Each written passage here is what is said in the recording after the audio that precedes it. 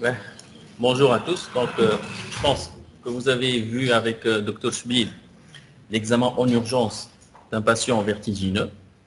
Bon, je pense, comme vous, médecins de famille, vous êtes appelés à faire l'examen et faire le diagnostic positif d'un vertige, éliminer bien sûr les faux vertiges et orienter le patient vers le spécialiste adéquat. Bon, pour le vertige, je pense, même Dr Schmid, je pense qu'on vous a dit ça, que c'est une urgence, c'est une casse-tête pour nous.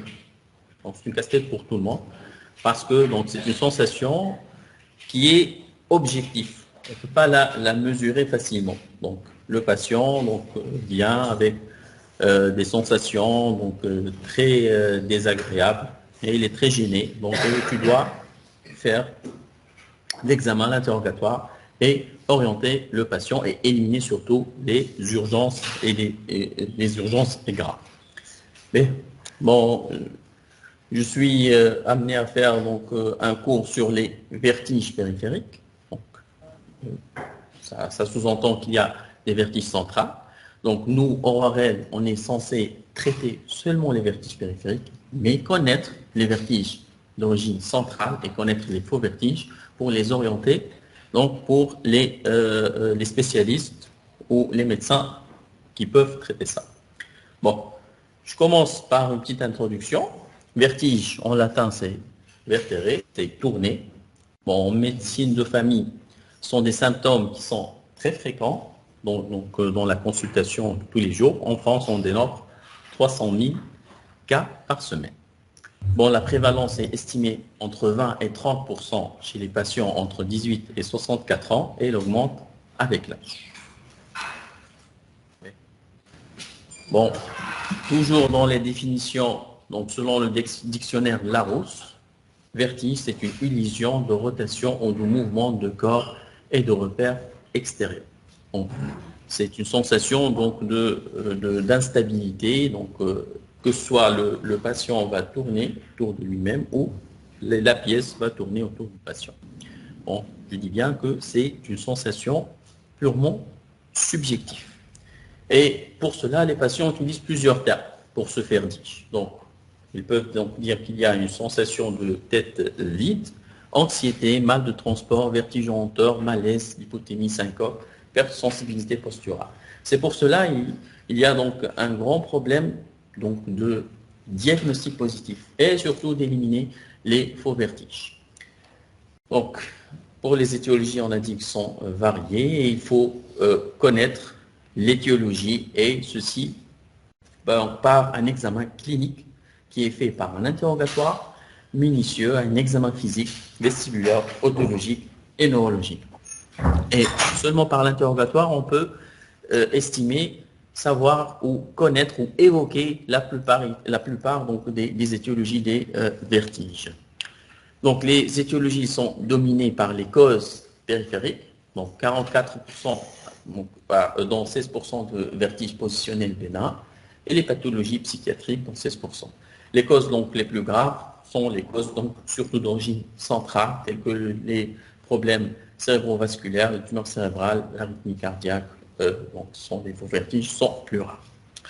Mais, donc on va commencer par un petit rappel anatomique. Je ne sais pas si Dr Schmid vous a parlé un peu de l'anatomie, mais bon, j'ai vu que c'est nécessaire de connaître un peu l'anatomie vestibulaire ou l'anatomie qui concerne le vertige.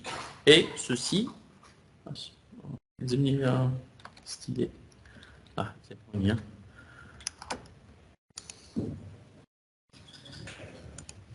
Mode de présentateur, c'est un attend.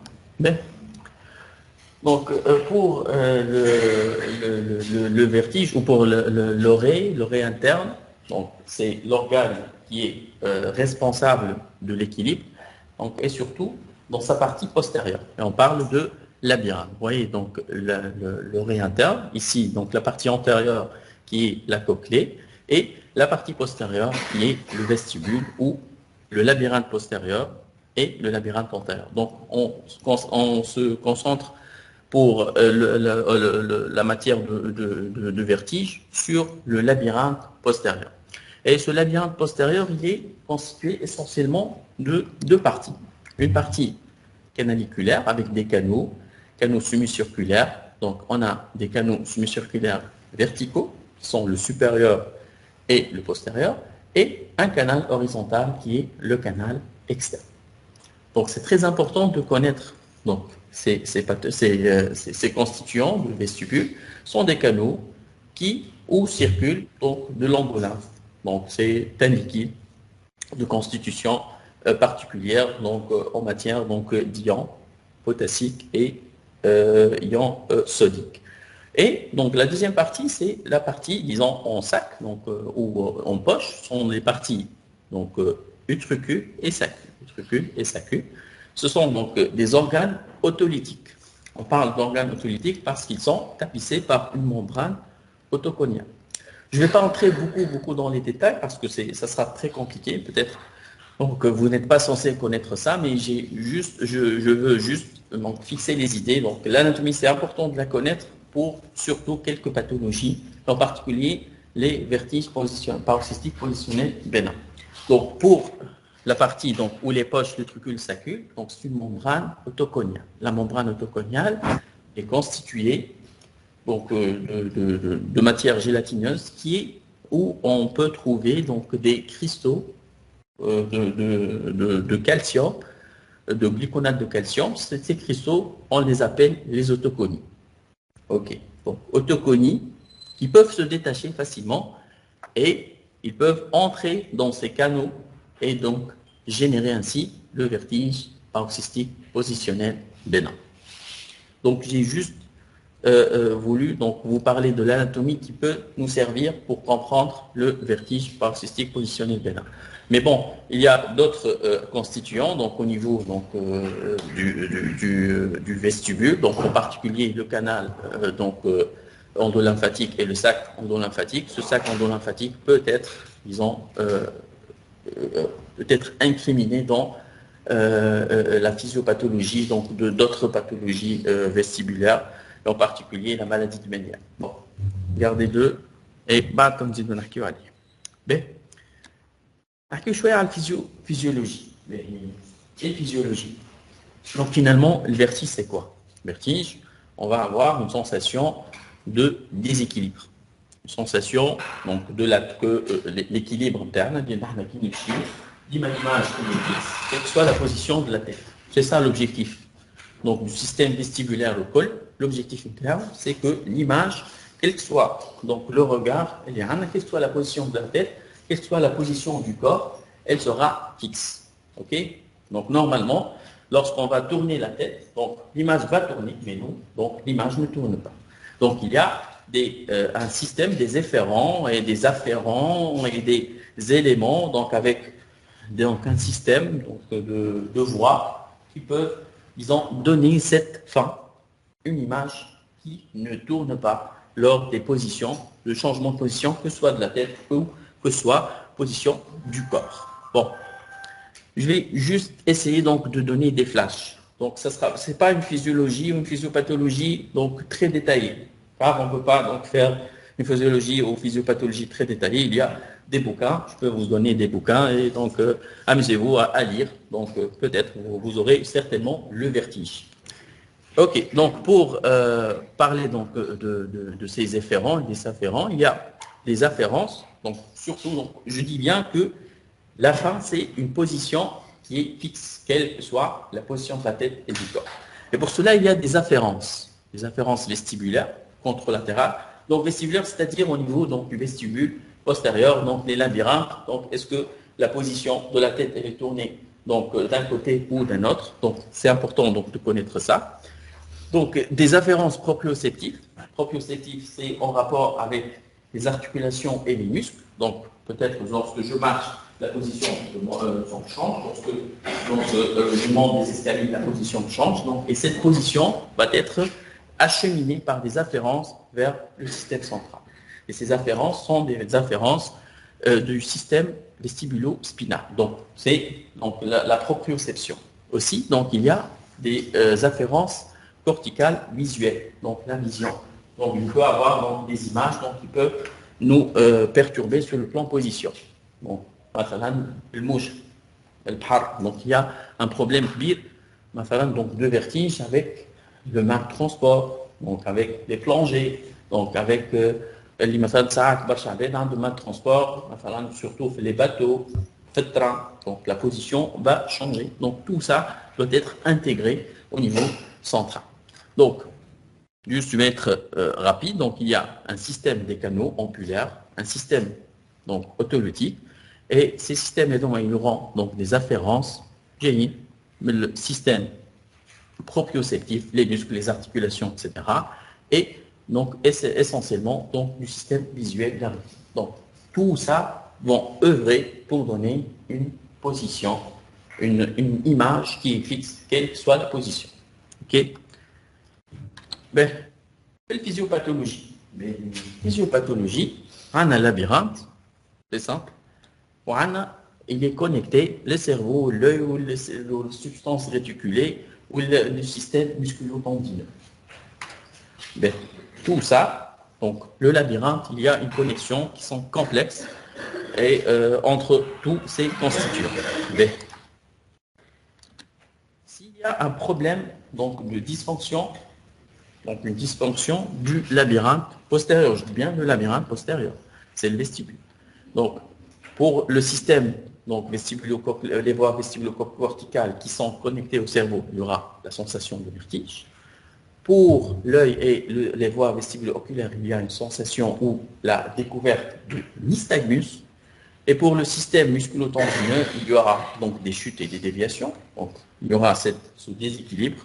Et pour le système, disons, la substance réticulée et le système neurovégétatif, il y aura des nausées et vomissements. Voilà.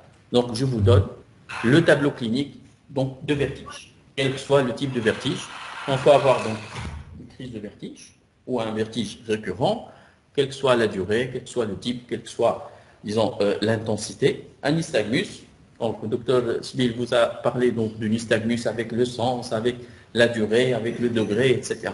Donc, on aura des nystagmus. Une chute de déviation, on peut l'avoir. Donc, et nos éléments vomissements, on peut donc les avoir. Donc, voilà le tableau clinique d'un vertige. Donc, quel que soit le type de vertige, on peut avoir donc ces tableaux. Et voilà le problème. Donc, une crise de vertige, donc, avec plusieurs, avec un tableau clinique qui est riche, vertige, vomissement, chute, avec donc à l'examen nystagmus. Et vous, médecin de famille, quel est votre rôle face à cette crise de vertige? Je pense que le premier rôle, c'est de connaître les faux vertiges.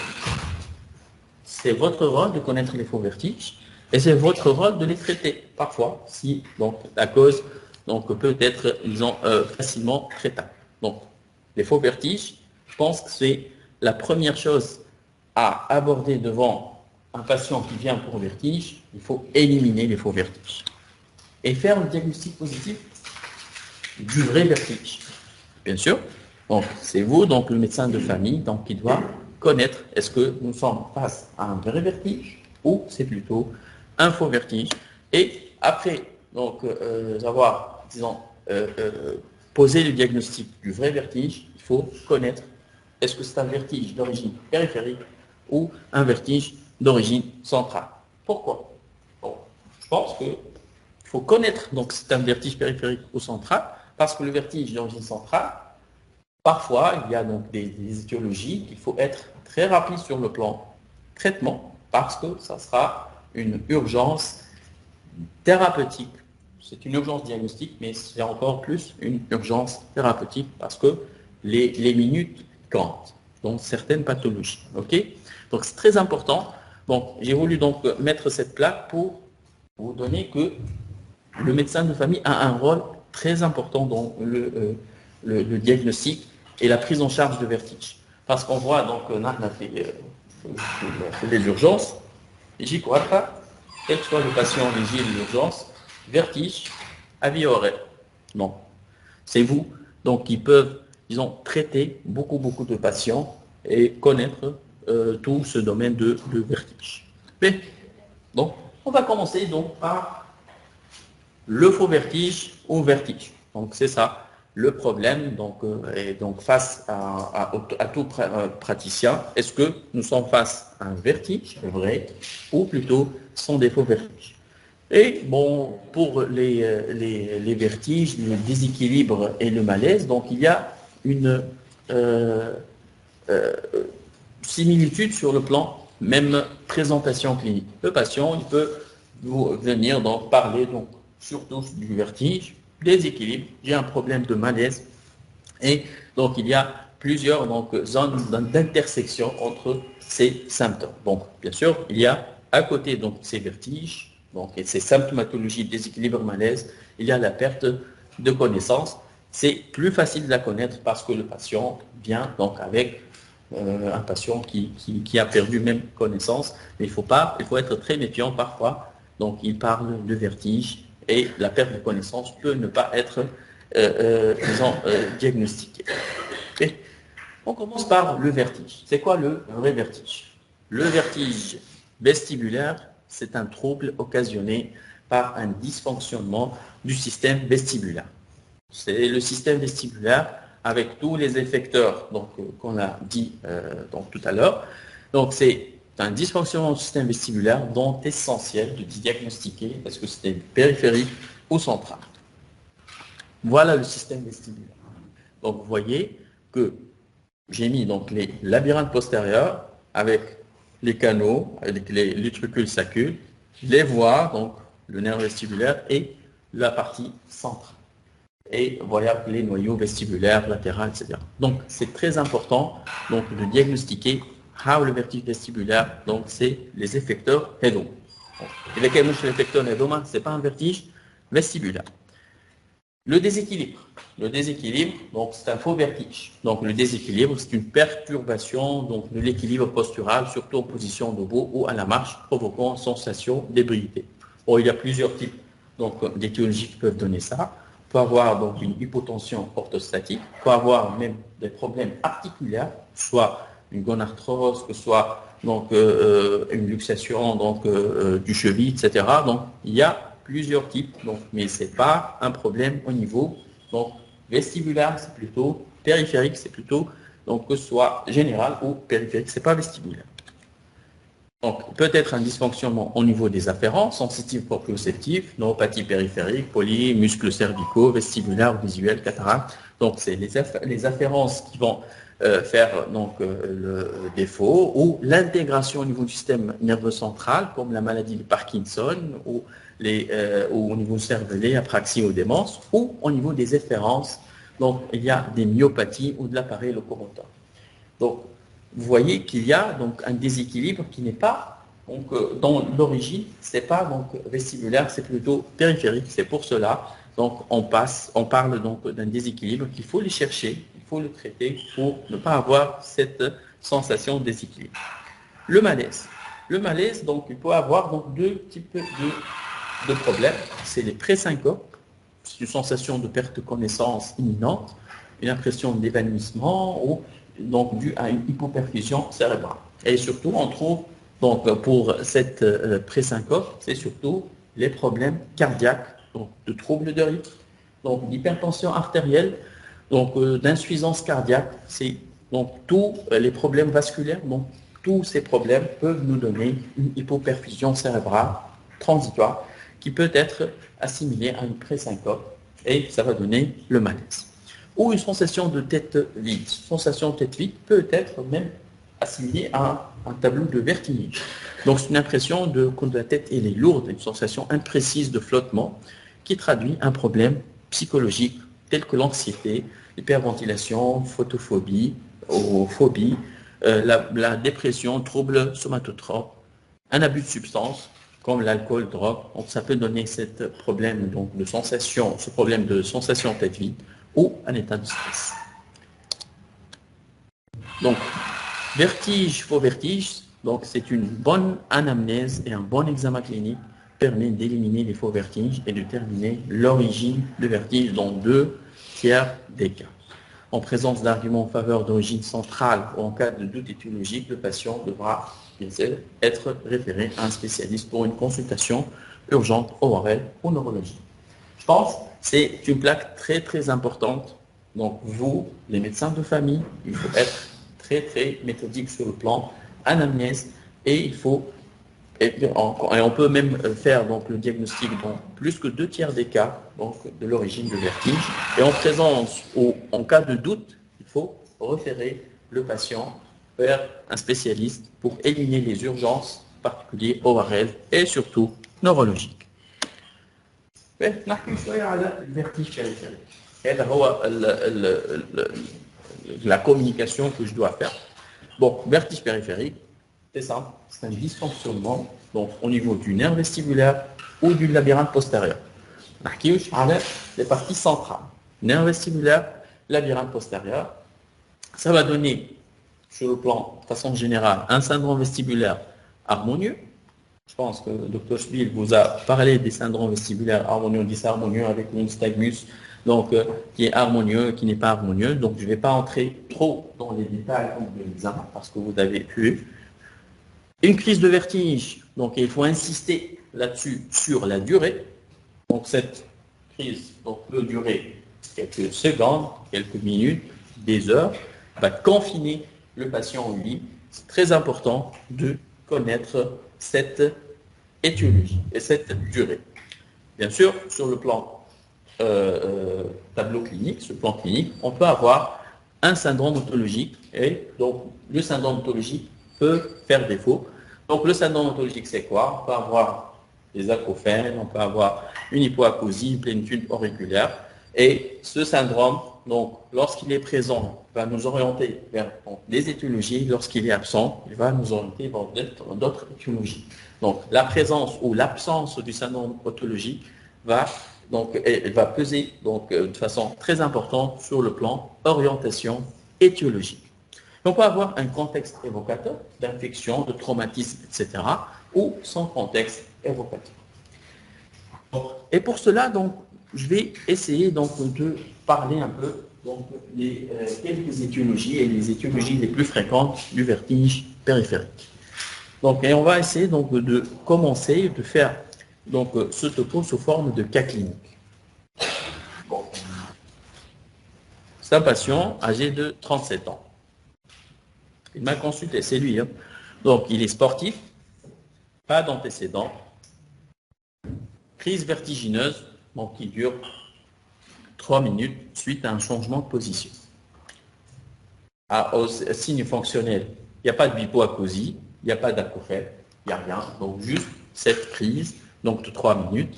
Et l'examen, les tympans sont complets normaux, il n'y a pas de nystagmus, et l'examen neurologique est normal. Donc, 37 ans, il n'y a pas d'antécédent, crise, donc de quelques minutes, 3 minutes, et qui va être déclenchée par le changement de position, et il n'y a pas de syndrome otologique, et l'examen est normal. Mais, qu'est-ce que vous faites? Est-ce que vous demandez des examens complémentaires? Primo, la question, est-ce que je fais un examen complémentaire, oui ou non?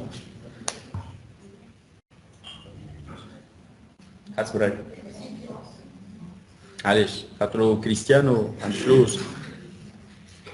Pourquoi ne pas faire donc l'examen complémentaire? Mais qu'est-ce que vous faites? Est-ce que vous, sur le plan examen physique, qu'est-ce que vous faites pour avancer? Mais, donc, stable, donc juste normalement, donc, une crise de vertige qui dure quelques minutes, donc quelques secondes, on va faire les manœuvres, donc le disalpage, pour provoquer ce vertige. Et pour provoquer surtout le nystagmus. Mais,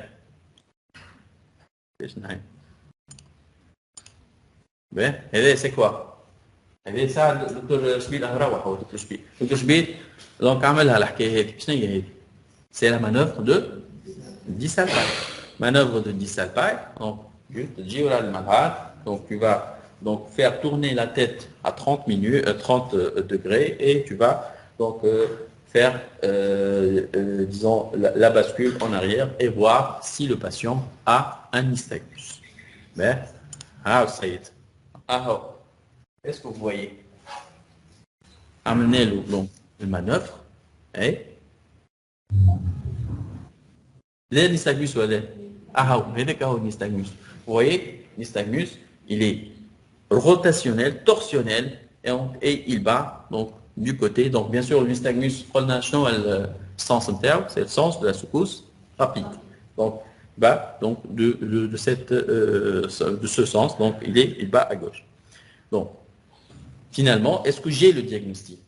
J'ai fait un malade qui n'a pas donc, qui a une crise vertigineuse qui dure donc brève, et j'ai fait donc les manœuvres disons qui provoquent ça, et j'ai trouvé un nystagmus. Est-ce que j'ai donc mon diagnostic? Oui, c'est un vertige positionnel paroxystique bénin.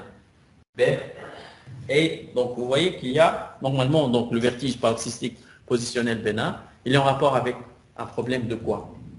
Donc des saccules, utricules, voilà, au niveau des canaux. Au niveau des canaux, bravo. Et au niveau des canaux, donc généralement, donc, le vertige paroxystique positionnel bénin le plus fréquent, c'est le canal postérieur, parce qu'il est très postérieur, il est le plus d'équilibre, donc il peut y avoir facilement donc, cette autoconie. Bien. Donc, pour les examens complémentaires, on ne fait pas d'examen complémentaire. Le diagnostic, donc c'est un vertige paroxystique positionnel bénin du canal postérieur. Donc c'est purement l'interrogatoire et l'examen physique qui vont faire le diagnostic. Le traitement, qu'est-ce que je fais comme traitement?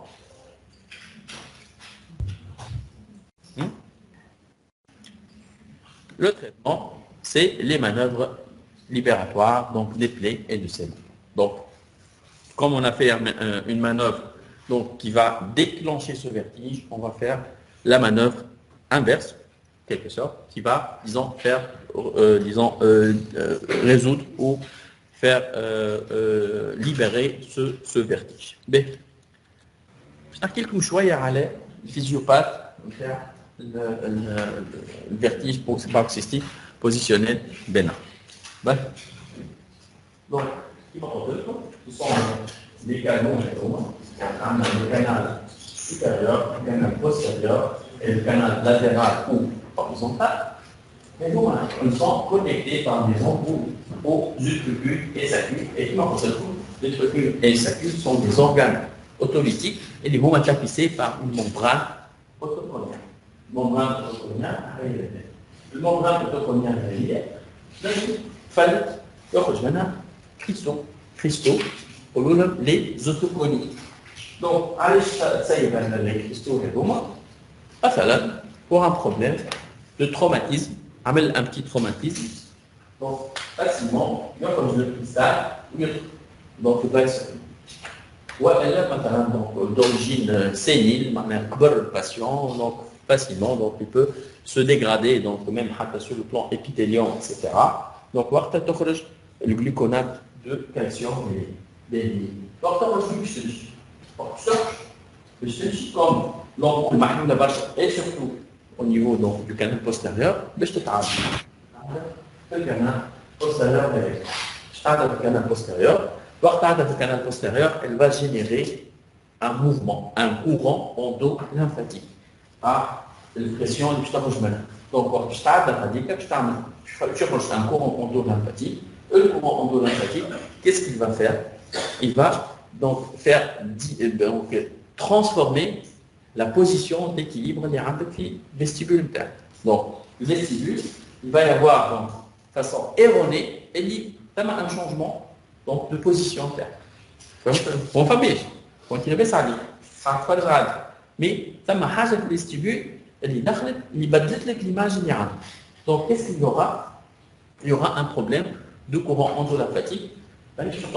En punifuge, en punipède, donc tu m'en fous. Donc, c'est pas ça le plus important. Donc, le passage que fait le canal, donc il va générer un déséquilibre au niveau du canal qui ne sera pas fonctionnel comme avant. Il y aura un changement de position de façon erronée. Une position de badle. Donc, il va y avoir un nystagmus. Nystagmus, finalement. Nystagmus, nystagmus, c'est une manifestation, disons, une action donc, du vestibule pour corriger une position. Donc, Medem هو faire اللي هو عنده de façon erronée, عنده مشكلة في le vestibule interne, donc il va y avoir donc des courants, donc des afférences raltines ou des efférences حتى هما raltines qui vont donner un nystagmus. Nystagmus est une sensation vertigineuse. هذا هو البروبلème نتاع الفيرتيج paroxystique positionnel bénin. علاش de quelques secondes ولا quelques minutes après le passage هذاك باش يكون très rapide. باهي. Le problème نحن ليش معناتها باش تعمل نحن les manœuvres libératoires ولا les manœuvres plutôt qui va provoquer ça, on va déclencher donc ce passage de l'autoconie, le canal électrique. Donc on va le déclencher pour faire le diagnostic positif. Ben, au traitement qui fait, c'est simple. Le traitement, le canal électrique, نخرجوا ندخلوا ليه نبعثوا ليه نخليه يرتاح l'autoconie هذيك وتبعد على الكانال donc semi-circulaire. Donc c'est simple. Donc les autoconies دخلت في الكانال donc عملت لك الفيرتيج هذاك. باهي نحكيو على الفيرتيج paroxystique positionnel bénin. Donc vous pouvez m'interrompre في أي وقت. OK. Vertige paroxystique positionnel bénin. Donc قلنا في الpathologie vertigineuse donc en particulier canalaire donc c'est la pathologie la plus fréquente, donc 60 à 90%.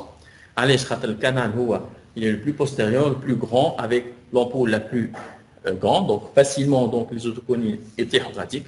S'il fonctionnait, on peut avoir donc 5 mouvements qui peuvent déclencher ça: tête en extension, tête en flexion, en se levant du lit, en couchant ou en s'y retournant. Donc facilement, بعد la position هذه باش تلقى ce vertige. Peut être très intense, très anxiogène, accompagné de nausées et vomissements. Il peut être accompagné de nausées et vomissements. De courte durée, au moins 30 secondes. Donc, ça تكون أكثر شوي كما جوا مثالش. Donc 30 secondes, 1 minute, حتى 3 minutes, مقبول. Ces vertiges se répètent plusieurs fois par jour. واضح.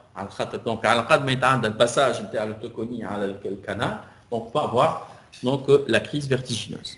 Lors des mouvements de la vie quotidienne, donc d'abord violents, donc moins intenses, puis brefs, plus rares. Donc, allez, plus rare, plus bref, etc. Disons, un phénomène d'habituation. Allez, je rappelle le vestibule interne. Donc, dima ta'almu, dima tqarri, dima tsansu, c'est ma notion d'habituation. يستانس اللي هو جاني مره بون يقلقني المره الاولى، مره ثانيه يقلقني اقل، مره ثالثه اقل حتى يولي ما عادش يقلقني جدا. هذاك علاش ميم حتى في التريتمون تاع الفيرتيج paroxystique positionnel bénin قبل كانوا يستعملوا l'habituation. يساش عاود دونك ما تنساش عامل المانوفر هذيك دونك تجيك انتونس بعد عاود دونك تقلق بالكدا ما يساش عاود بشويه بشويه حتى تستانس. ثم كانت قبل الحكايه تو تنحى به. Donc, ils sont déclenchés, bien sûr, par les manœuvres déclenchantes. Voilà, donc, je nous dis comme une manœuvre de Dissalpike, donc, sous le plan schématique, donc, avec la position, donc, donc, la position d'autoconie, l'aîné, donc, la position initiale de la manœuvre, donc, de Dissalpike, donc, tête, donc, qui est tournée, donc, à 30 degrés. Donc, la position de l'autoconie l'aîné, donc, le patient donc, à 30 degrés au-dessous donc, du plan vertical, donc, l'aîné par la pesanteur, l'autoconie, donc, il va tomber vers le milieu donc, du canal, puis on va déclencher le patient, donc, lorsqu'on lève le patient, il y aura donc une réascension donc, de cette autoconie et donc le vertige qui sera fait. Ça va être compliqué. Pour les critères diagnostiques, bon, c'est un vertige paroxystique positionnel bénin.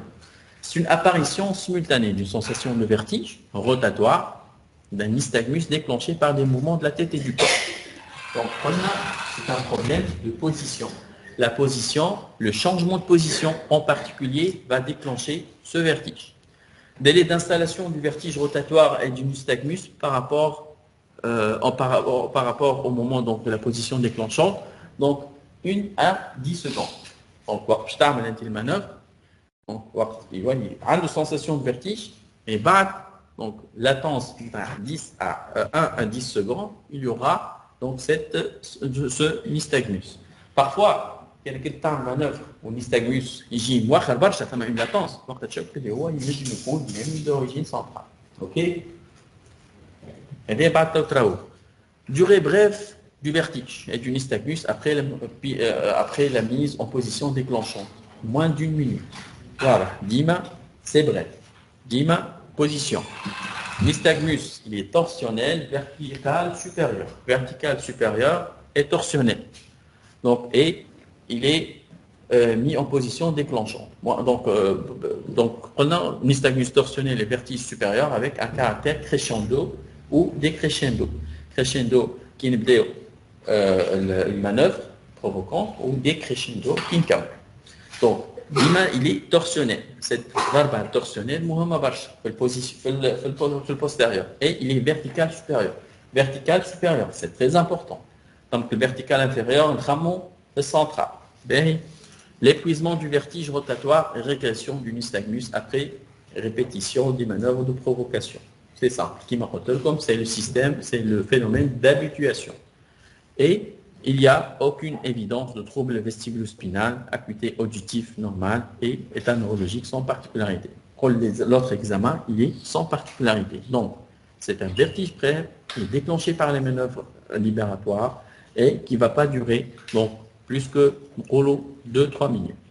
Ben, les manœuvres thérapeutiques libératrices.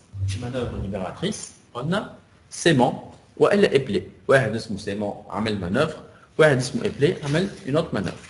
Manœuvre de sément. Mais l'objectif de la manœuvre c'est donc de faire sortir l'autoconie du canal et de la repositionner au niveau donc de l'utricule. Donc le premier temps, on va faire donc une manœuvre de bisalpage. نخرجوا هذيك بالبدايه خاطر ممكن مش قاعده تحوس هذيك دونك نخرجوها donc par la manœuvre bisalpage. Au deuxième temps, on va basculer rapidement le patient de 180 degrés sur le plan postérieur du canal semi-circulaire postérieur incriminé, et ce qui va ramener la canalolithiase dans l'utricule est responsable du mouvement amphilyphuge du nystagmus libératoire. Donc, بعد ما تعمل المانوفر هذه tu auras un nystagmus il y a un sens contraire au nystagmus donc c'est le nystagmus libératoire. Bon, donc signe de guérison, voilà donc les nez. Donc je charge le patient de l'autre côté, le schéma khir, voilà. Donc position de debout. Donc تعمل les plis intact, تعمل le disalpage intact, on va charger le patient 180 degrés de l'autre côté. Donc le manœuvre est le problème d'Eha, donc doit demander donc, une puissance énorme, et surtout si le patient il est donc un peu obèse, voilà, donc ça donne donc beaucoup de problèmes de dos, etc. Ou elle a un patient qui est, disons, âgé, etc.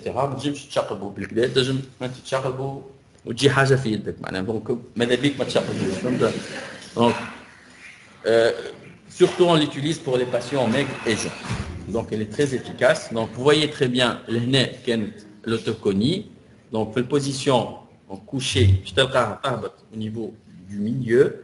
Au bas de l'autre côté, au bas, donc il faut mettre le patient en position assise quelques minutes pour repositionner cette autoconie. On a une manœuvre de sément, il y a choya acrobatie. Manœuvre des plaies, manœuvre des plaies, généralement, donc, on peut les utiliser pour les sujets âgés, donc, et pour les sujets obèses, et ne nécessitent pas trop donc, de manœuvre. Donc, le patient, donc, le malade, il est assis, les jambes allongées, la tête tournée 45 degrés vers la gauche, canal postérieur, au bas, manœuvre de disalpage, au bas, finalement, donc, tu mets le patient donc, en position, disons, couchée, finalement, même hata, il est tourné vers la tête, vers la table, donc le patient il est tourné donc à 30 degrés, donc où le face donc il est tourné vers la table. Donc, puis on va le tourner donc, par 90 degrés, donc tous les 30 secondes. تعمل بدل راسه هو ركب النار. Donc, وجه النار. Donc, tu vas tourner 90 degrés, par 30 minutes, c'est un chouette. On va 30 minutes, 90 degrés. On va 90 degrés.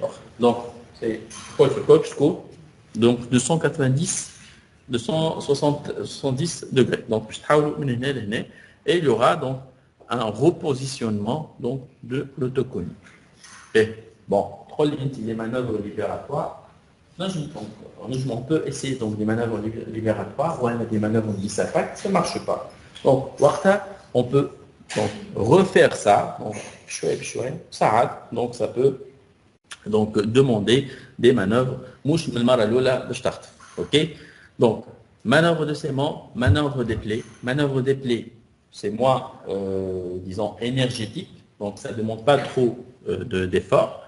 Sur le plan disons, efficacité, les deux, donc, cela, sur le plan efficacité. Donc, moi, l'objectif interne, c'est donc repositionner cette autoconie du canal, les tubercules, et prendre un sément, surtout pour les sujets maigres, les sujets donc, jeunes, les plaies, pour surtout les sujets donc, obèses et les sujets de grande donc, âge. Le deuxième qui est Hakimi. Cristiano, Messi. Donc, 35 ans, sportif, sans antécédents, a une crise de vertige, 5 minutes au réveil du lit, l'examen sans anomalie.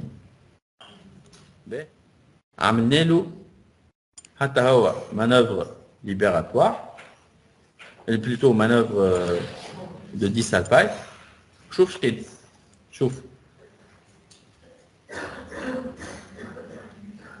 Est-ce qu'il y a différent donc, le nystagmus de Messi par rapport au nystagmus de Ronaldo? سمعت حتى شيء. هذا اوريزونتال برافو طياره والله برافو عليك. هذا اوريزونتال الاخر ثم الكومبوزون تورسيونيل. دونك هذايا دونك سي باش يكون في الكانال لاتيرال ولا نقولوا له كانال اكسترن وكانال اوريزونتال. دونك عندنا 3 تيب دو كانو اللي هما زوز فيرتيكو اللي هو بوستيريور وانتيريور اكثر واحد البوستيريور يتمس الانتيريور بريس ما يتمسش وعندنا اللاتيرال اللي هو اكسترن والا اوريزونتال. Vous voyez donc même le nystagmus akahau tfir bi شنو le canal اللي atteint. OK? Et bien voilà, donc il est purement horizontal. Donc c'est la manœuvre dissalpa qui va déclencher ça. Donc elle va déclencher un nystagmus du canal horizontal. Ben يقول قال فاش باش نعملوا فاش باش نرجعوا ابني ولا سيمون ولا زعما شنو ابني السيمون donc c'est le canal postérieur. Donc كما manœuvre اخرى نقولوا المانوفر دو باربيكيو تقلب تشقلب الكل ملا تحطه في البلاصه هيك وتشقلب ثم دي باس ثم تنجم تستعمل دي بلي اللي هو تقلبه donc دوبليج 30 degrés تقلبه كله على وجهه donc et بشويه بشويه ça peut donner disons une réduction ou une amélioration donc, de ce vertige. Bien, donc c'est le vertige paroxystique positionnel bénin par atteinte du canal postérieur. Bon, le patient ressent des vertiges en se retournant de son lit ou en se couchant. Donc, voilà, donc les deux disons, positions de ce vertige, c'est surtout lorsqu'il tourne dans le plan horizontal. Position de cubitus latéral, le patient ressent un vertige ayant les caractéristiques d'un vertige paroxystique positionnel bénin postérieur, mais la latence est souvent plus courte et la durée est plus longue, et parfois plus qu'une minute. Voilà. Donc, la latence interne, 1 à 10 secondes, c'est plutôt une latence apparente. Donc, avec Alej, Dima, les manœuvres doivent être très, très, très prudents. Et avec Alej, on doit estimer le canal de l'atteinte, donc la manœuvre libératrice n'est pas la même. Bon, manœuvre déclenchante, donc décubitus dorsal, il peut donner ça, donc nous je me dis ça paille. Donc, il me prend la rotation de barbecue, rotation donc du côté sain successif. Ok. Je t'en dis comme quelques take home messages.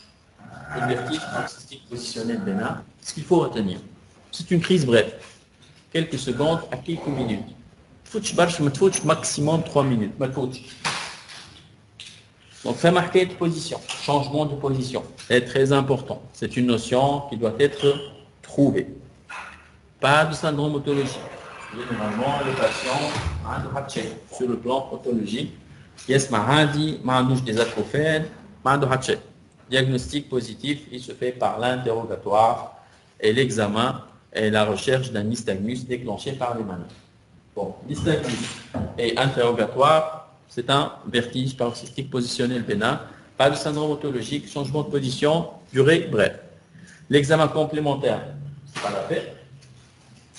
Et le traitement, c'est les manœuvres libératoires. Je t'ai malade عنده vertige paroxystique positionnel bénin, je t'ai les anti-émétiques, je t'ai le tanganil, je t'ai bêta-cerf, je t'ai nachno, collo n'a aucun sens, on n'a aucun bénéfice pour lui. Donc le traitement, c'est les manœuvres libératoires. Voilà. Ben, nous avons le troisième cas clinique. Ben,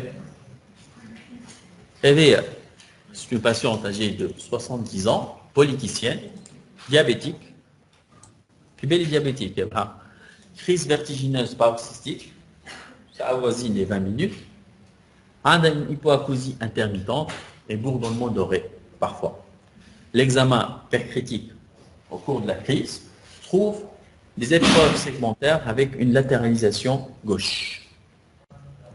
Nystagmus spontané battant du côté atteint, gauche. Les tympans sont complets normaux. Mais, bon, c'est un sujet âgé, avec, disons, une personnalité,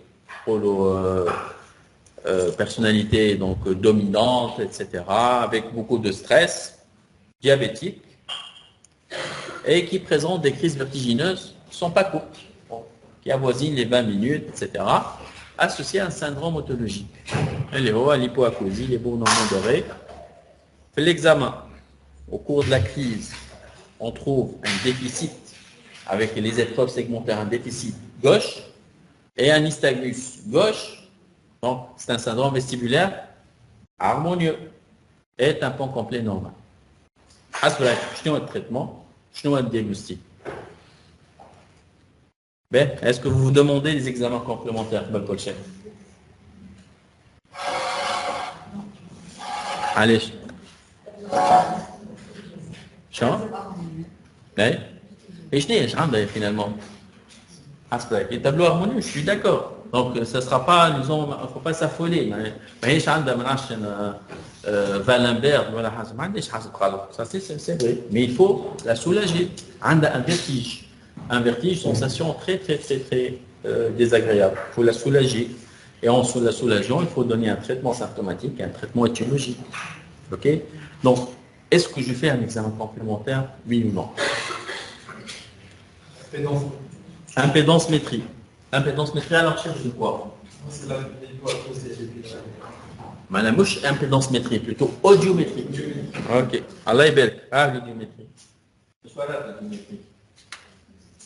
Mais, ذكركم شوية ذكروا الأوديومتري ولا نسيتوها شوية؟ Mais, هذه شنو هي هذوما؟ donc ذكروهم les deux courbes ولا courbes osseuse et aérienne. يعطيك الصحة. qui بداو لاصقين بعضهم وهابطين. شنو هي؟ c'est une surdité de perception ولا donc transmission. voilà. فهمت. وقت يبداو لاصقين بعضهم وهابطين c'est une surdité de perception. لازم تفهموا علاش وقت يبداو بعض على بعضها c'est une surdité de transmission. واضح ولا؟ mais les fréquences aiguës باهي les fréquences graves انا هما les fréquences graves هذوما شنو هما les fréquences graves les fréquences aiguës تعيط برشا تصيح برشا فهمت لهنا donc هذوما les fréquences القدامين لهنا c'est les fréquences graves les fréquences aiguës باهي.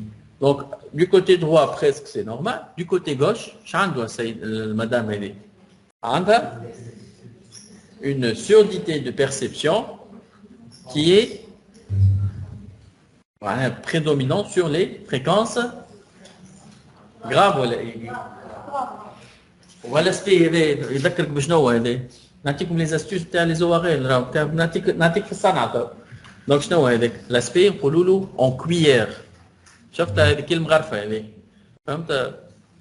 Aspects en cuillère sont donc les surdité de perception qui sont prédominantes au niveau des fréquences graves.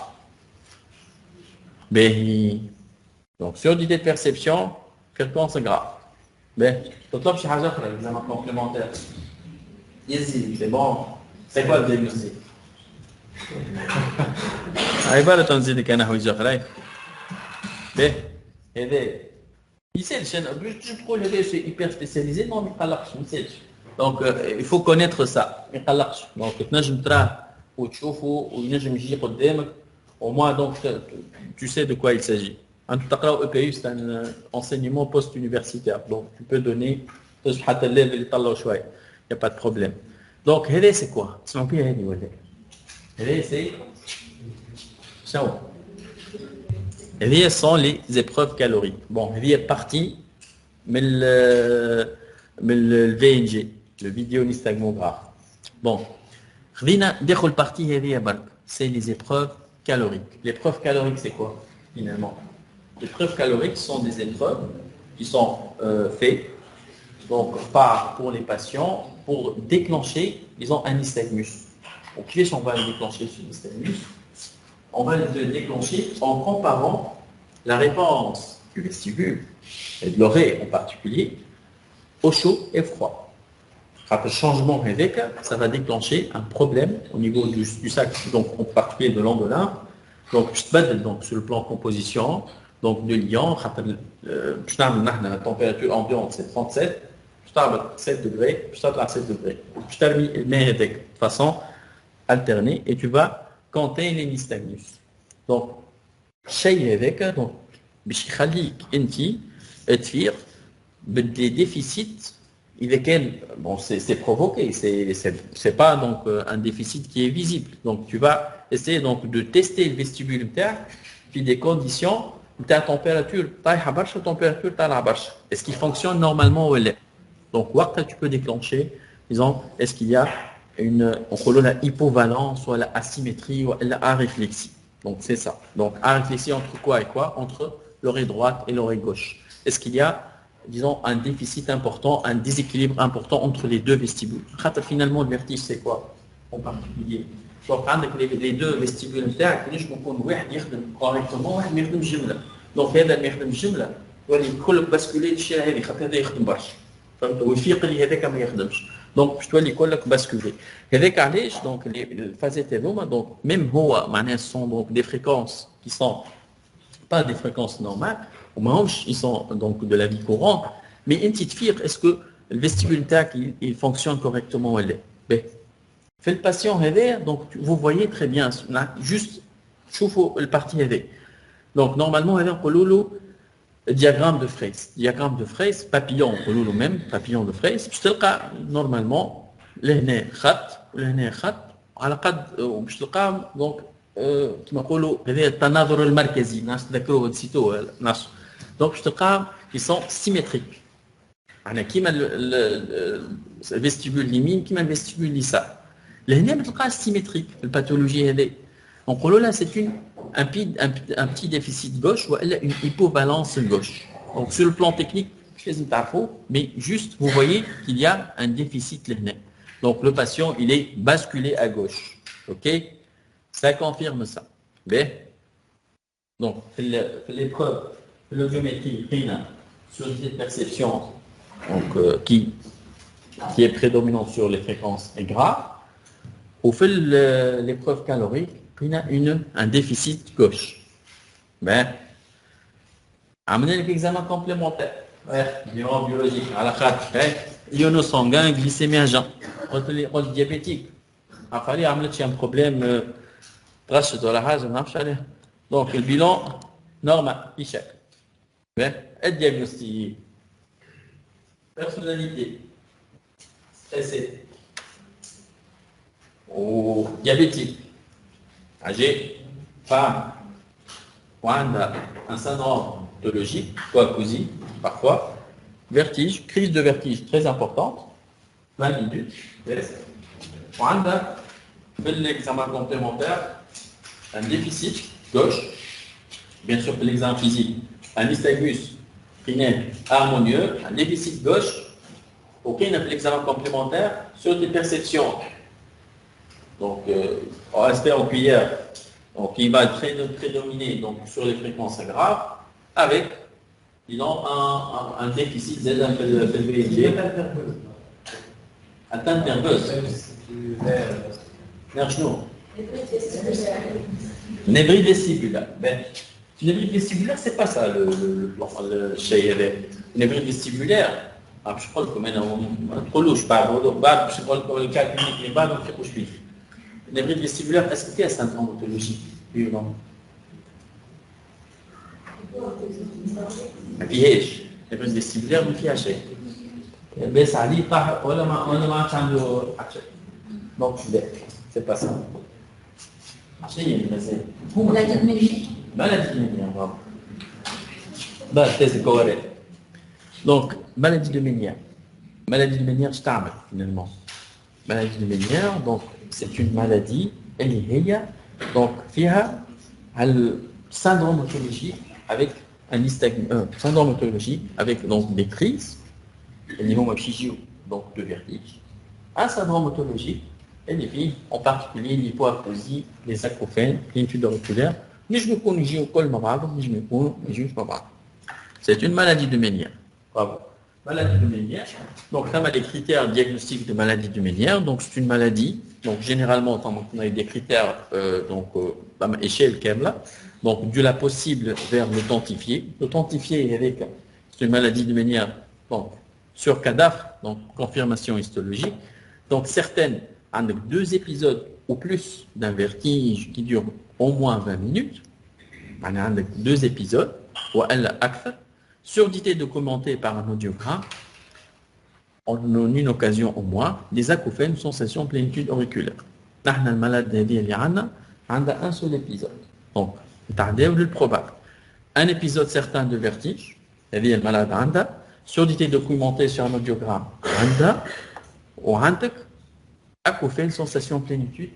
Donc, notre patient a une maladie de Ménière, elle est diagnostiquée sur l'échelle diagnostique probable. OK? Ou le possible, donc vertige épisodique avec surdité documentée. La maladie de Ménière. Maladie de Ménière, donc c'est une maladie qui survient surtout, qui touche surtout les femmes. Je vais vous dire finalement les étiologies les plus fréquentes. Donc, c'est le vertige périphérique. En particulier, ça m'a 3 essentiellement. Je vais vous dire la maladie, le vertige positionnel vénal. Et c'est la maladie de Ménière. Maladie de Ménière, c'est une affection de l'oreille interne, qui regroupe une triade symptomatique. Vertige, acouphène, surdité. Au je me dis de façon plutôt 4e élément, c'est sensation de plénitude auriculaire. Donc, vertige, acouphène, surdité.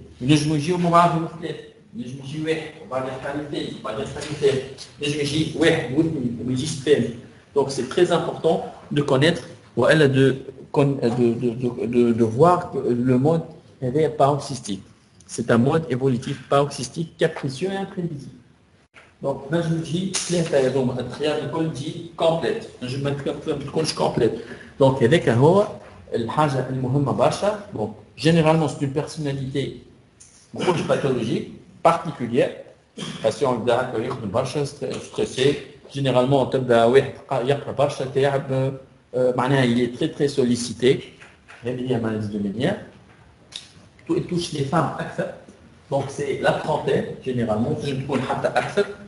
Ou le mode on a un triade symptomatique vertige acouphène et surdité, hypoacousie. La surdité serait une surdité de type, disons, perceptionnel, de type endocochléaire et va, disons, prédominer au niveau des fréquences graves.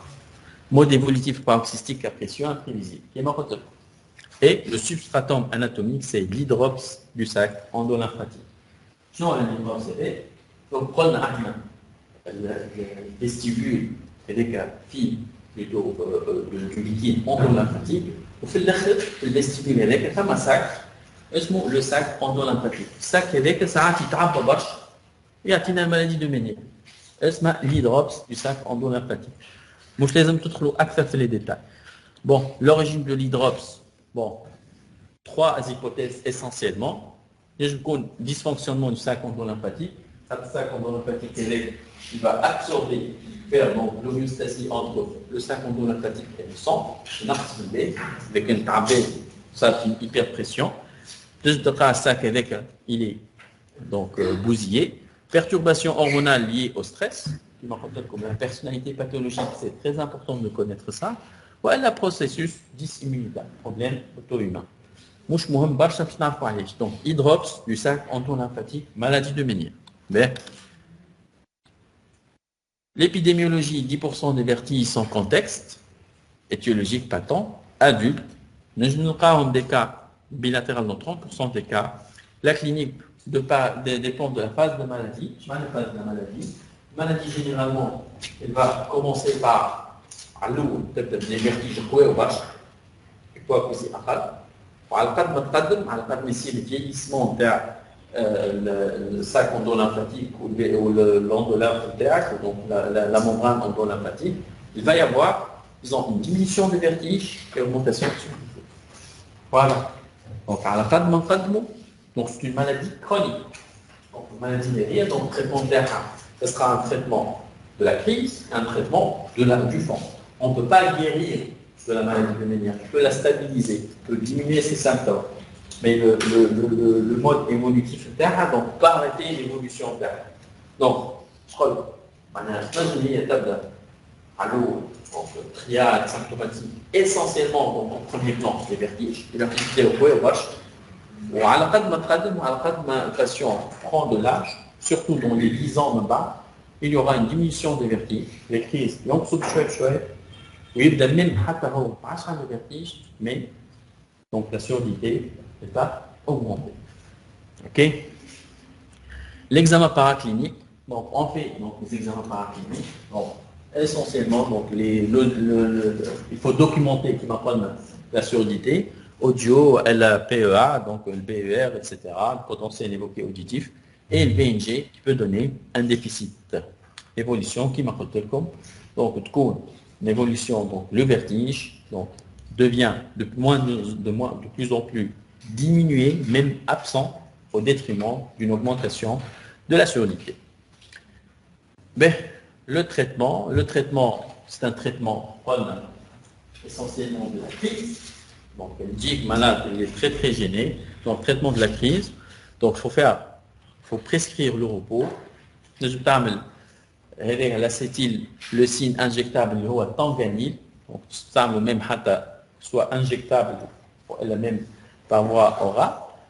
Glycérol, donc pour faire diminuer cette hyperpression, nous avons même des diurétiques, donc pour faire diminuer cette hydrops endolymphatique. Donc le fond, bon, réduction de l'hydrops, bêta-acétidine, diurétique. تجتعطى أكثر في الكريز diurétique وإلا donc كيف le triméthazine, donc c'est un diurétique. Donc les bêta-acétidines essentiellement هو البيتا-cercle il t'attaque comme un traitement de fond, donc minimum, donc bêta-cercle c'est un histamino-mimétique. Donc c'est pas un anti-histaminique, plutôt c'est un histamino-mimétique. Donc le bêta-acétidine, donc il va faire stabiliser cette hydrops et faire diminuer plutôt l'hydrops endolymphatique. Bien sûr, à côté du traitement médical, il y a une place importante de la rééducation vestibulaire. Donc il faut bien faire la rééducation vestibulaire en pré-crise et surtout en cas d'instabilité. Rééducation, donc on va essayer d'amener ce vestibule à s'habituer encore plus à cette maladie, donc par une rééducation. Parfois, on est amené à faire chirurgie ou à l'injection de produits donc, qui vont faire diminuer ce vertige. Bon, vous n'êtes pas censé connaître ça. Mais le quatrième cas clinique, 55 ans, acteur, antécédent, il n'y a pas d'antécédent, j'ai eu une crise de vertige très très importante, invalidante, de quelques heures, suite à un syndrome grippal avec des vomissements. Il n'y a pas d'hypoacousie, il n'y a pas d'acouphène, il n'y a pas de signe neurologique. Donc c'est une grande crise vertigineuse isolée chez un patient sans antécédent suite à un syndrome grippal. C'est simple. Grande crise avec des vomissements suite à un syndrome grippal sans antécédent, pas de syndrome otologique.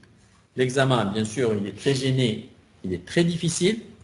Tampon complet normal, déficit vestibulaire gauche, nystagmus spontané vers le côté sain. Mais, amenez-le, elle est chenille. VH. VH. VNG, c'est pour les maths de VH. Mais, VNG, amenez-le VNG, et surtout ça. Et vers les épreuves caloriques. Chouf les néchans. Presque, il est tellement, il est aréflexif. Tellement, il y a un déficit complet, donc il ne peut plus bouger, donc du côté gauche. Donc c'est une aréflexie. Aréflexie. Mais,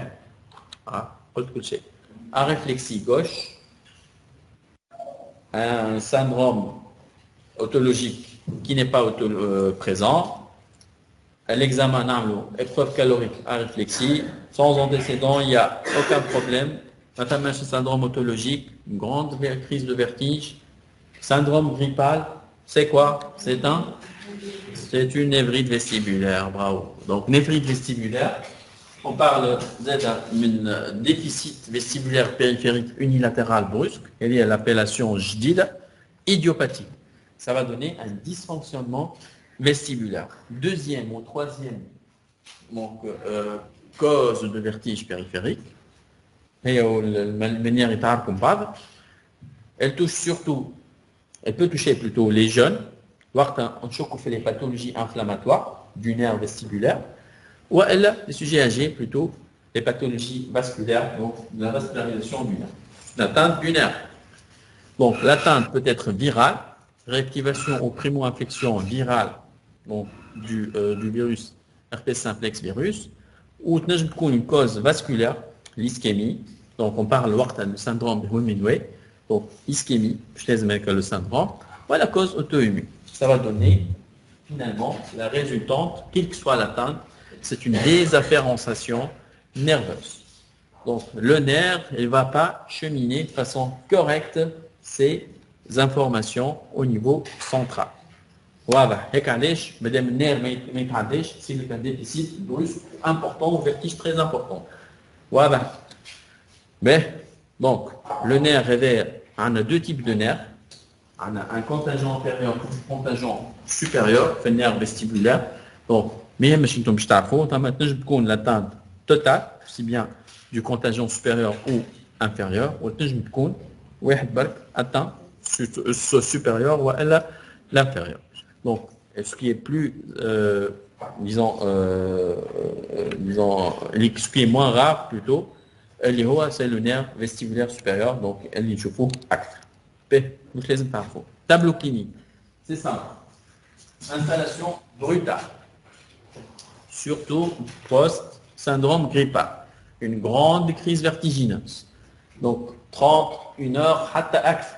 Mais, pas de signe cochléaire. L'examen, un nystagmus périphérique, généralement type harmonieux, bas du côté opposé de la lésion, pas de signe neurologique. Mais, un traitement. Instable le traitement. Donc, il est chez le farch, il y de gaga, qu'est-ce qu'on va faire? Est-ce qu'on s'affole? Il n'y a pas c'est périphérique, c'est rien, c'est une inflammation au niveau du nerf. Il n'y a pas de problème. La fameuse haja centrale, on est bien. Amène l'épreuve calorique interne, il y a un réflexie. Donc le tableau, ça colle, il n'y a pas de signe neurologique. L'examen neurologique est normal. L'examen vestibulaire, il y a un déficit. Autologie, il y a un sur le plan autologique. Donc, qu'est-ce qu'il faut faire? Devant, disons, c'est une crise très importante, invalidante, lorsque le patient est très gêné, il faut hospitaliser le patient. Il faut hospitaliser le patient. Allez, il faut hospitaliser. La pathologie est grave, mais surtout la pathologie elle est très invalidante. Donc l'énévrite vestibulaire, si un patient, si comme arrache une névrite vestibulaire, donc c'est très très très gênant. Donc il ne peut plus bouger, il ne peut plus manger, donc il a des vomissements, des nausées, un peu partout. Il faut hospitaliser le patient. Donner un traitement symptomatique. Bon, pour les traitements, il y a plusieurs types de traitements. Il y a donc plusieurs disons, étiologies qui peuvent expliquer cette pathologie. C'est une atteinte virale, les antiviraux. C'est possible. Je connais les antiviraux. Disons, donc, le traitement le plus validé, c'est les corticoïdes. Bon, on donne des corticoïdes, c'est une corticothérapie, donc on y va. Résultat, surtout avec l'atteinte intéressante, résultat les antiviraux, qu'on a même des vasodilatateurs, donc des auteurs qui rapportent les étiologies vasculaires. Bon, j'essaie donc d'améliorer la vascularisation en donnant des vasodilatateurs, mais ce qui est très validé donc par tous les auteurs, c'est les corticoïdes. On peut donner, donc s'il y a un syndrome grippal très important, l'installation elle est récente, les antiviraux pour les vasodilatateurs on s'est débattu, donc mais ce qui est très important, bien sûr, donc il y a des vomissements, il faut donner des antiémétiques, donc il faut donc donner un apport glucosé, etc., par une perfusion. Ce qui est très important, mais ce qui est il est féminin, عنده الفيستيبول بتاعه بس ما يخدمش جمله خاطر النير اللي يوصل les informations du vestibule les centres supérieurs presque مقصوص نحسبوه ما يتحركش il n'est pas fonctionnel. Donc avec علاش faut essayer donc de faire une levée rapide كمش يرقد donc باش يولي الفيستيبول نتاعو باش يرقد معاك ما عادش يتحرك ما عادش يتحسن. Donc tu vas essayer donc de faire une levée rapide pour que le patient il doit être amené à ils ont plutôt donné cette information le vestibule pour qu'il y aura une compensation. Donc la compensation c'est très important de donner ça par les levées rapides. Donc il faut donner donc يقعد مثلا تخليش برشا راقد الباسيون هذاك donc maximum 24 heures لازم كان يقعد راقد donc il y aura un problème donc de récupération من بعد. Donc la levée rapide c'est très important. Il faut donner donc une rééducation vestibulaire. نعاودوا نرجعوا cette rééducation vestibulaire. Donc موجودة في الnévrite vestibulaire موجودة في المالادie de Menière. C'est très important donc de faire cette rééducation اللي هي تعاود تحسن fonctionnement du vestibule, récupérer le vestibule défectueux. Bien sûr, la rééducation vestibulaire, donc on peut améliorer donc l'inflammation ou améliorer, disons, la vascularisation par la corticoïde, les corticoïdes et les tata pour le traitement symptomatique. On peut améliorer même la récupération au niveau du nerf.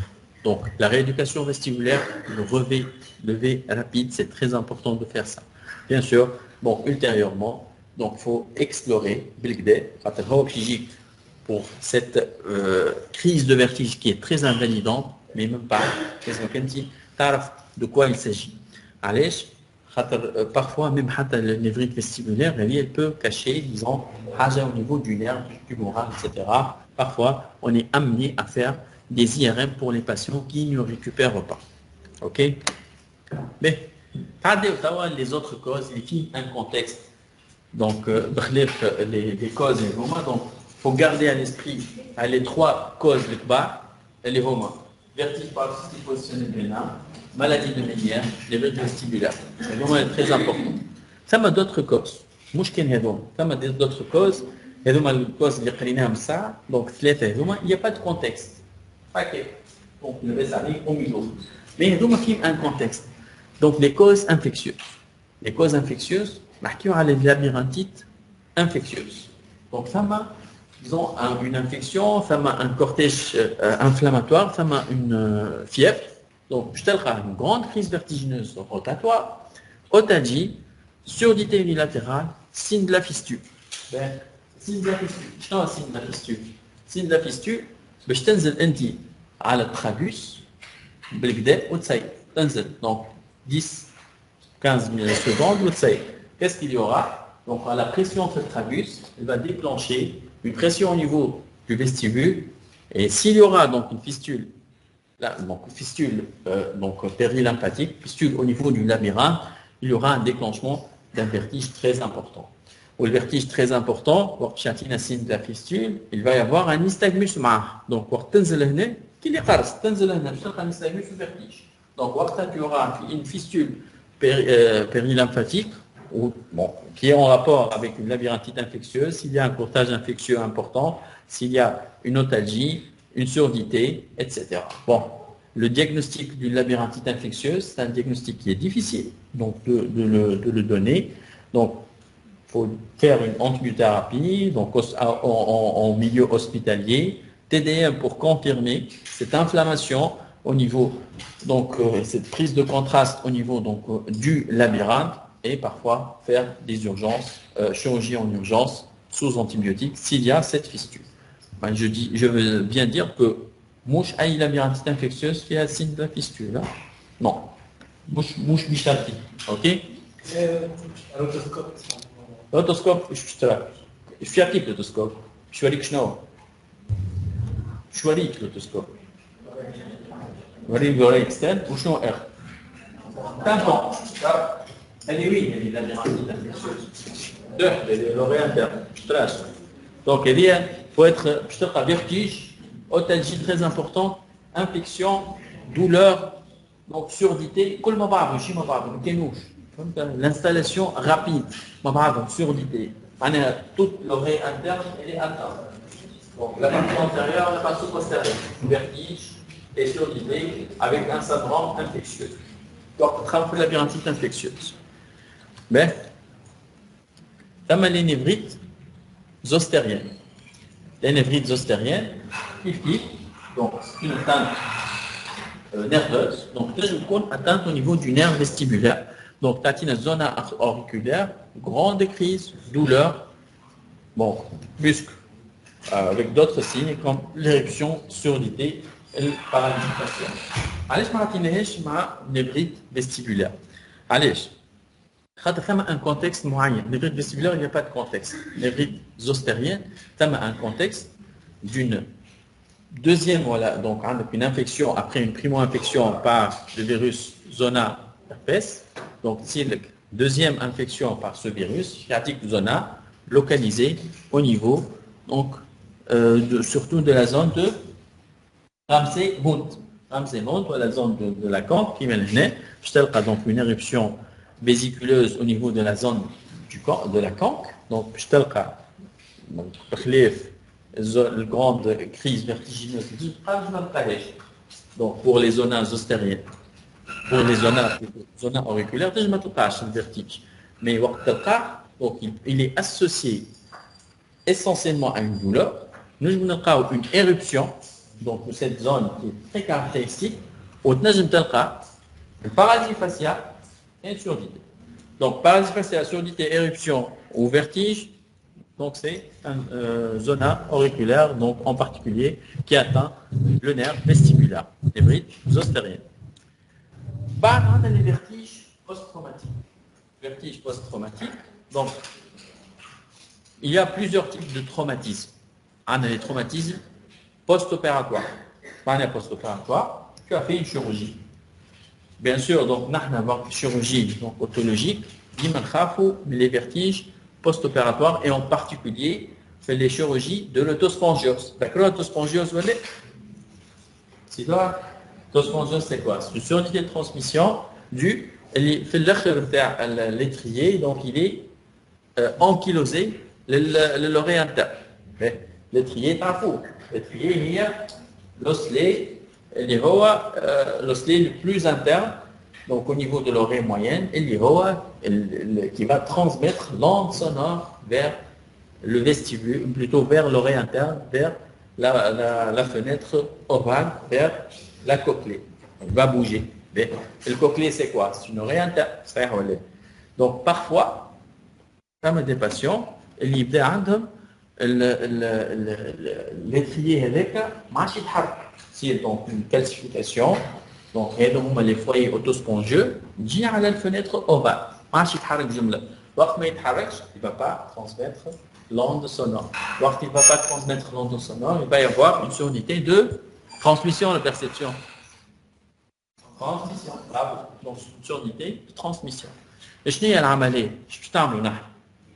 باش نحيو لي تريي هذاك اللي ولا فيه لي فويي اوتوسبونجيو باش نبدلو بحويجه اخرى اللي هو لو بيستون نعملو بحاجه اخرى باهي وقت باش تنحيه انت ديجا صارت لي كالسيفيكاسيون توت اوتور وبحذا الفينيتر اوفال وقت باش تنحيه تنجم خاطر انت قريب برشا لوغي انترن دونك الموفمون هذاك اللي باش تنحيه تنجم انت tu peux créer des vertiges que ce soit يطيح دونك تضرب انت دونك لوغي انترن يطيح طريف صغير من هكا ليتري يطيح لك غاديك يهرب تصير لك ان سينيومون شو اسمه هذاك ليتري اللي باش تحطه جديد هذاك يقولوا له لو بيستون يبدا طويل شويه يولي تروماتيزون شويه للوغي انترن كله هذاك سا بو جينيري دي فيرتيج دونك باش يعطينا première semaine نجم نلقاو nystagmus contralatéral lésion directe du labyrinthe وقت نشكو deuxième troisième semaine باش تنجم تلقى le vertige paroxystique positionnel bénin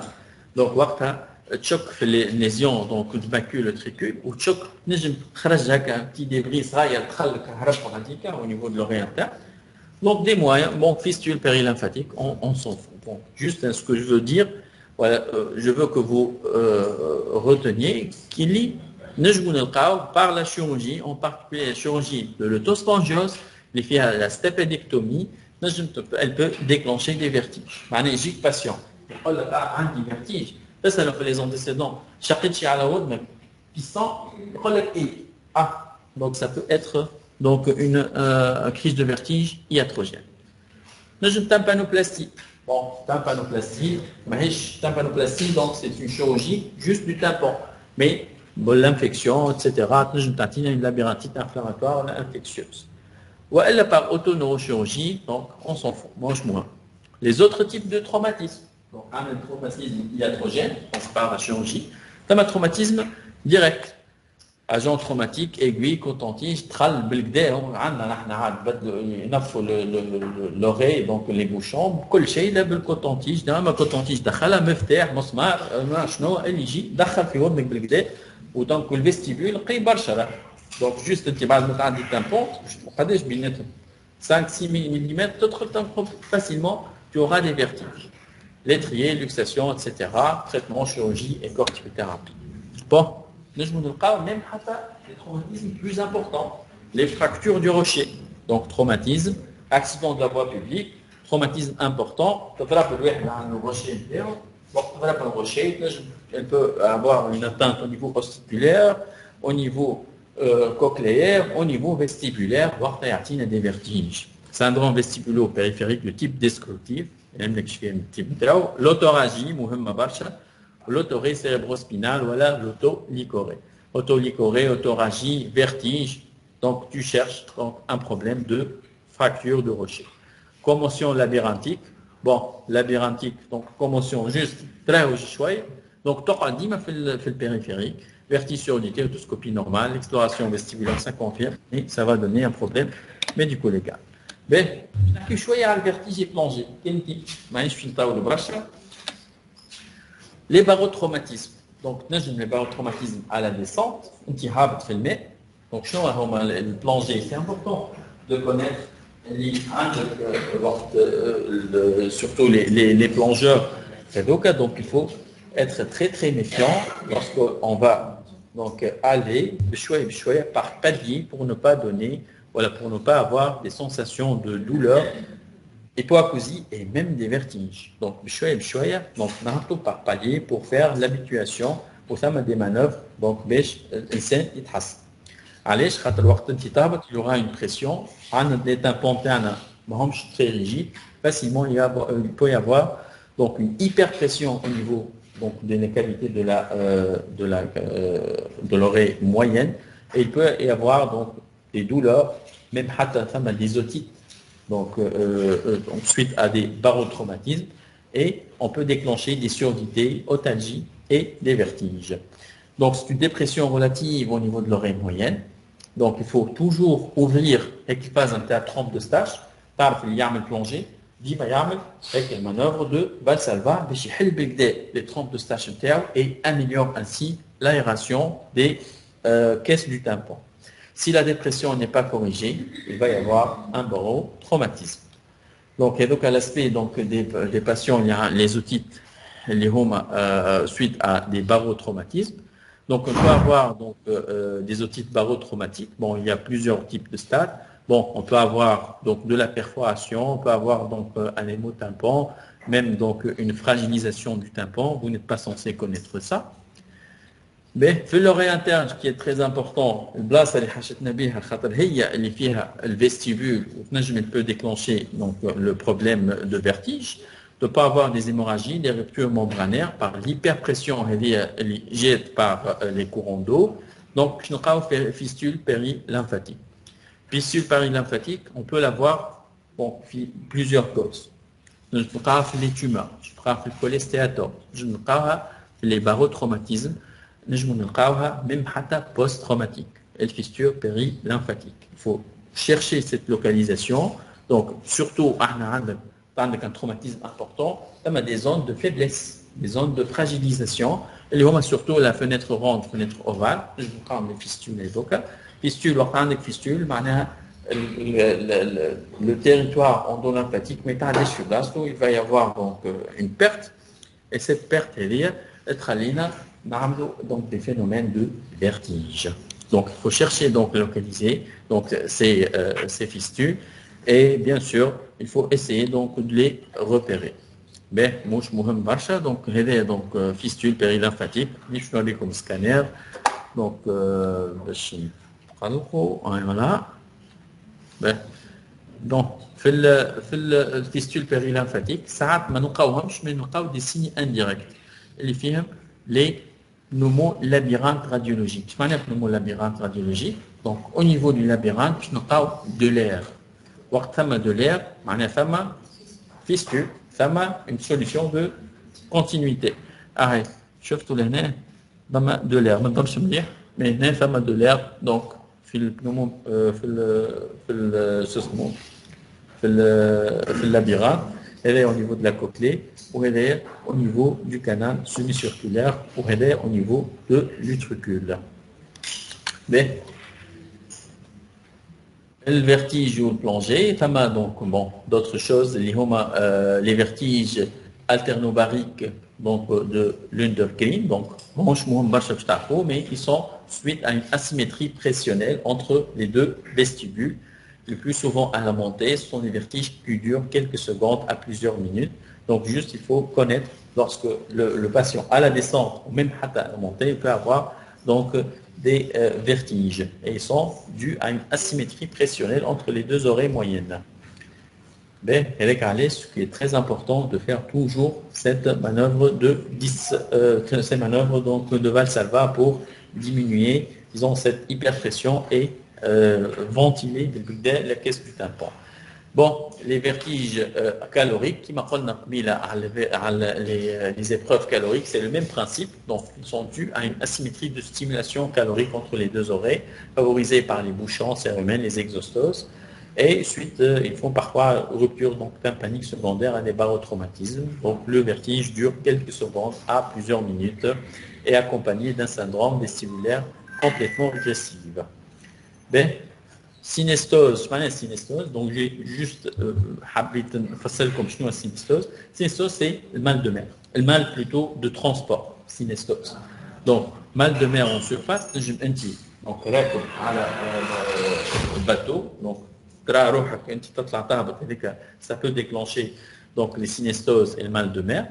Le mal de mer sous-marin, l'éblouissement à la remontée en regardant la surface en extension. ساعات انت تبدا تعمل planche ريقه تسكر عينيك بعد تحل تلقى روحك ébloui. Donc ça peut donner des vertiges, surtout pour les patients susceptibles aux synestoses ou à des conflits sensoriels. Le traitement TAO, donc nous avons des stabilisateurs au niveau du vestibule. Là, dans le traitement, notamment, comme on a plusieurs molécules,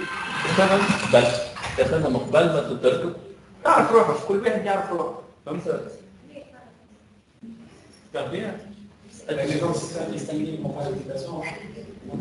Les antihistaminiques, non. Plutôt les histaminomimétiques. Des molécules qui sont connues pour les mal de transport, qui peuvent être administrés, surtout dans une petite mal de transport, mal de transport. C'est une susceptibilité interindividuelle. Il faut donner par exemple une demi-heure avant ça, et voilà, une demi-heure avant donc, le transport, donc ça m'a dit le vertige d'aérombolisme, donc les accidents de décompression, kiff, donc avec un dima, je ne vois pas le palier, quand tu as une pression bien, ou t'as donc plonger, scaphandre, etc. Ben, accident de décompression, donc le vertige est donc 20-30% des accidents de décompression, donc c'est un vertige aigu, accompagné de nausées, vomissements, nystagmus. Parfois on trouve des signes neurologiques, mais toujours sont des signes. Et les dans le vertige périphérique, le vertige survient 30 minutes à la sortie de l'eau, traitement, l'oxygénothérapie, remplissage et aspirine, question de recompression. Donc les maladies de l'oreille moyenne, qui m'a les otites moyennes chroniques, et en particulier le cholestéatome. Donc les cholestéatomes, ça peut donner des vertiges si le cholestéatome atteint, bien sûr, le vestibule postérieur, les canaux semi-circulaires, etc. S'il y a une liste, ça peut donner des vertiges. Donc, créatine, fistule du canal semi-circulaire, etc. Les vertiges d'origine tumorale, norinome de l'acoustique. Bon, norinome de l'acoustique, je crois plutôt c'est central, mais l'acoustique surtout, يبدا extracanalaire, le canal, donc il y aura une compression au niveau du nerf vestibulaire, ça peut créer, disons, des vertiges d'origine périphérique. Le neurinome de l'acoustique, le problème donc c'est une tumeur bénigne au niveau de l'angle acoustico-facial, donc l'angle ponto-cérébelleux plutôt, l'angle ponto-cérébelleux, c'est une tumeur qui va évoluer de façon progressive, de proche en proche, donc elle prend des années, et cet angle en ponto-cérébelleux, donc le nerf vestibulaire, le nerf facial, au kribacha, le cochlée, donc le neurinome de l'acoustique, une paralysie faciale, hypoacousie et des vertiges. Et généralement, il s'installe, le vertige, donc c'est un vertige, il y a vertige, donc d'installer de façon brève, et normalement donc le fait d'avoir une hypoacousie, surdité avec une paralysie faciale et des crises de vertige, bon, qui sont des crises très très importantes. Donc le patient il prend du temps à avoir donc ce volume très important qui va comprimer le nerf vestibulaire. Donc l'imagerie, plutôt l'imagerie, l'audiométrie, même le VNG, ça peut donner des indices donc pour évoquer cette pathologie. Et le traitement, généralement, c'est la chirurgie, la surveillance parfois, mais chirurgie, même la radiothérapie. Conclusion, donc on arrive à la fin. Bon, les étiologies sont variées, vous voyez. Traitements, bien sûr, sont en fonction de l'étiologie, sont des traitements différents. Le challenge, donc surtout pour vous, médecins de famille, c'est faire le diagnostic positif et étiologique. Et ceci via un bon interrogatoire et bien sûr faire l'examen physique, mais surtout, j'insiste bien sur l'interrogatoire qui peut résoudre les problèmes dans presque 2/3 des cas. L'objectif, c'est la réhabilitation vestibulaire, c'est-à-dire de faire récupérer au patient sa fonction vestibulaire. Et je vous remercie. Est-ce que vous avez des questions? Voilà, Oui, bien sûr.